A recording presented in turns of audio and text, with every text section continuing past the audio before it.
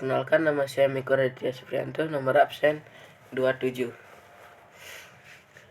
Kelas IPS 2. B.J. Habibie adalah salah seorang tokoh panutan dan menjadi kebanggaan bagi banyak orang di Indonesia. Beliau adalah Presiden ketiga Republik Indonesia.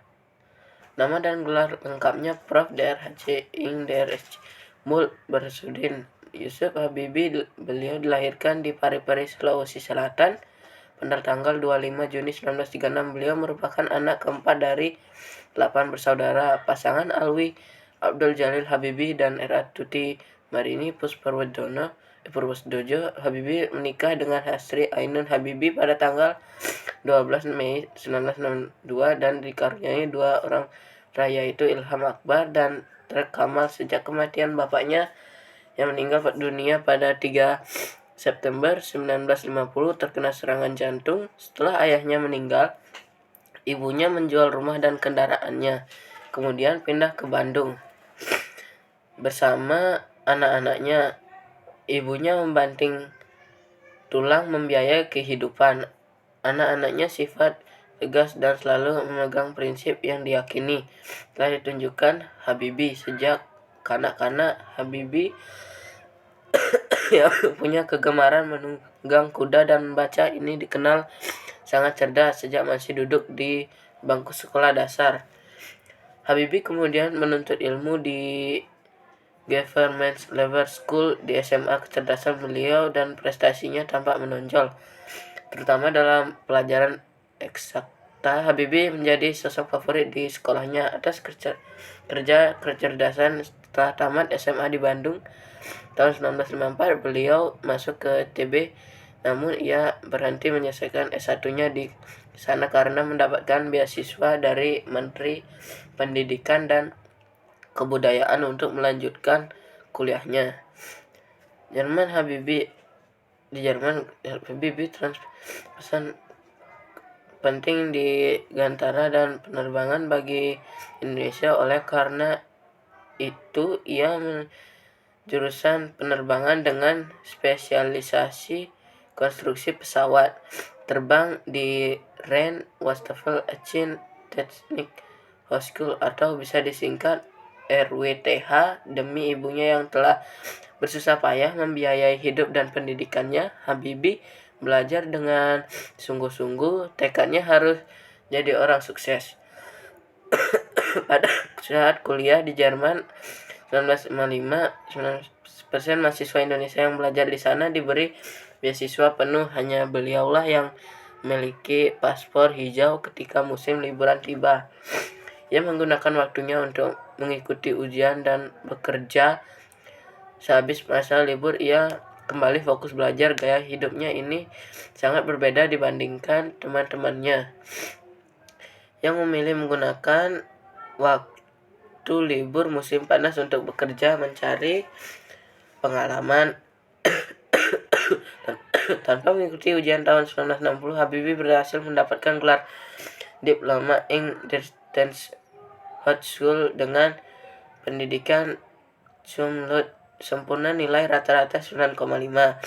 Dengan gelar insinyur itu, Habibie daftar untuk bekerja di firma Talbot, sebuah industri kereta api di Jerman. Pada saat itu firma Talbot membutuhkan sebuah wagon yang bervolume besar untuk mengangkut barang-barang yang ringan tapi volumenya besar. Talbot membutuhkan 1.000 wagon. Mendapat tentang seperti itu, Habibie mencoba mengaplikasikan cara-cara konstruksi membuat sayap pesawat terbang. Metode itu ia terapkan pada wagon dan akhirnya berhasil. Habibie kemudian melanjutkan studinya di Technische Hochschule di Münster. Habibie menikah dengan Hasri Ainun Habibie yang kemudian diboyongnya ke Jerman.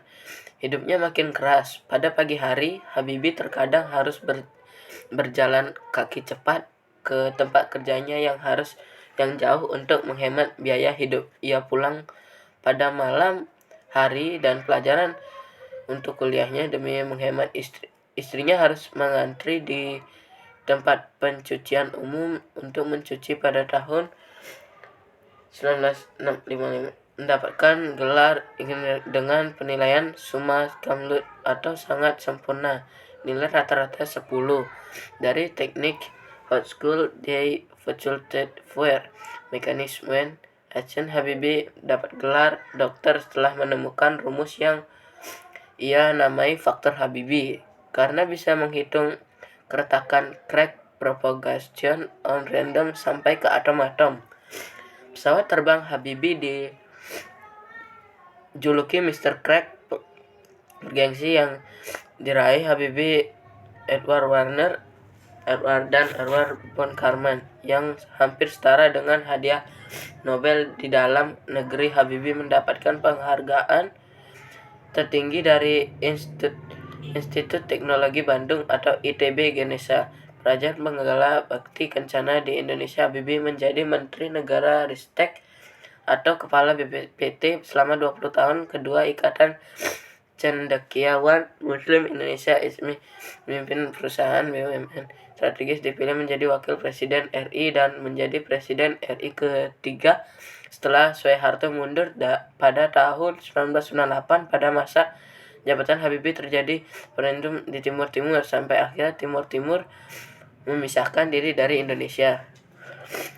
Dalam masa jabatan yang singkat, B.J. Habibie telah meletakkan dasar bagi kehidupan demokrasi dan persatuan wilayah di Indonesia dengan disahkannya Undang-Undang tentang Otonomi Daerah dan Undang-Undang tentang Partai Politik,